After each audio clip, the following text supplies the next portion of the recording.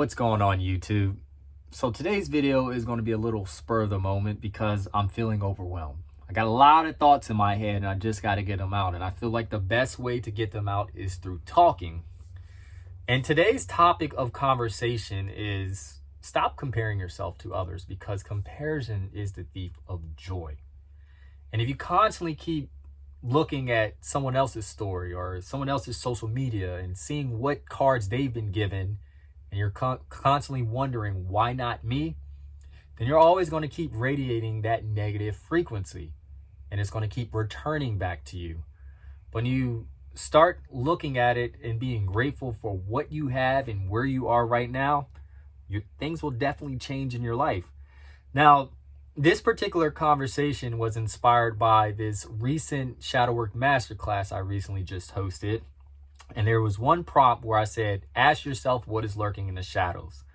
And these are a few questions that I ask myself because it's the equivalent of doing therapy on yourself, right? Where I say, you are a world-renowned psychologist and I'm your client. And you can insert any problem into these group of questions to work through your shadow and your inner demons. And for example, I said, I'm envious of other success in the work environment, because I was feeling like there was a time where I was very jealous of people who would be promoted. And I didn't understand where that jealousy was coming from. And this is why I say shadow work is one of the most important parts of a spiritual journey, because you can uncover a lot about yourself just by going within yourself. You can save a lot of money on therapy, but you have to ask the right questions. So these were the questions that I asked myself.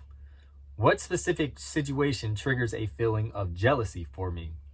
And mine was when I seen other people get promoted within the work environment. And I realized that this kind of jealousy stemmed from my childhood. From my very first job, I developed a shadow, where there was this guy named Devin. He and I got hired on the exact same day, and we were both courtesy clerks. But Devin promoted really fast in Safeway, where he got to become head of a seafood department within a year or so. And I'm just like, I'm still a courtesy clerk. Why am I not good enough? How is he promoted? So this was one of the things that kind of triggered a feeling of jealousy for me, and it stemmed into jobs after this. And this is why addressing what lies in your shadow is very important. So with that being said, I said the next question to follow that up was, what thoughts or beliefs do I have about myself when I experience jealousy? And that thought is, I'm not good enough. Why not me? And when I truly answered this, that's when I started to see, like, you know what? It's because I don't want it. I didn't want, Safeway wasn't my life. So I didn't go above and beyond the call of duty to perform when I was there. I just looked at it, this is where I'm here to make some money. I want to buy stuff, you know? So that's kind of how I realized, like, yeah, why am I being jealous of someone else? Because he wanted this. You didn't. So I was being real with myself. That's what shadow work does. It allows you to be real with yourself. So the follow-up question I had to that was, what do I believe about success and how it's achieved? Are these beliefs influenced by societal norms or upbringings or other factors? And with that being said, my definition of success is doing the things you love and not caring what anyone else thinks. For example, if you grew up to be a janitor and this is what you wanted to do when you were a child, then that is success.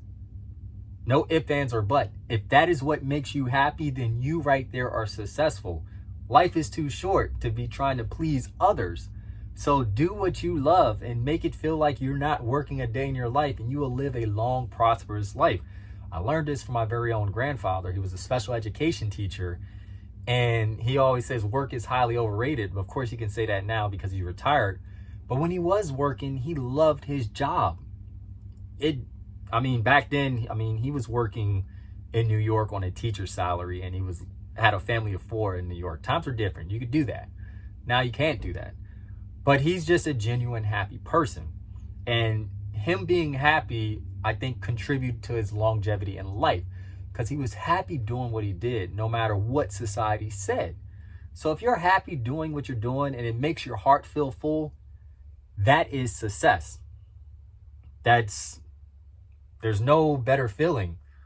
So don't let society influence your definition of success. If you love what you're doing, keep doing it.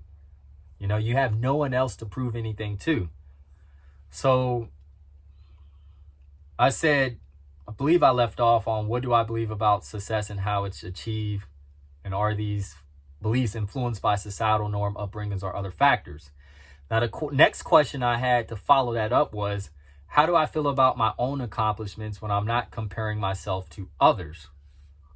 I feel amazing. When you're not comparing yourself to others when you accomplish a task, you feel like you're on top of the world. For example, if I fix something around the house that required me to take hours of research on YouTube, such as electrical work, plumbing work, anything that's very hands-on, I feel like I'm the man. I did it.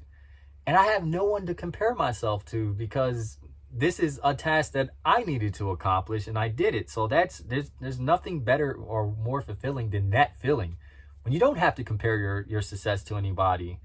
And I think that's the problem that society brings with today's generation, where we feel like we have to compare our accolades to one another. Oh, I'm this, I'm that. No, you don't have a degree. I do have a degree. And for real, a lot of people are in these fields with no degree anyway, with a degree, and not even doing anything related to the degree. The degree is just what society told you needed to have. But you don't need an external piece of paper to make you feel internally validated. If you have this internal validation, there's nothing that a degree will give you. Because so what, you have that degree? Who are you? How do you feel internally? Now, getting a degree, I'm not knocking it. It is a lifetime milestone for a lot of people.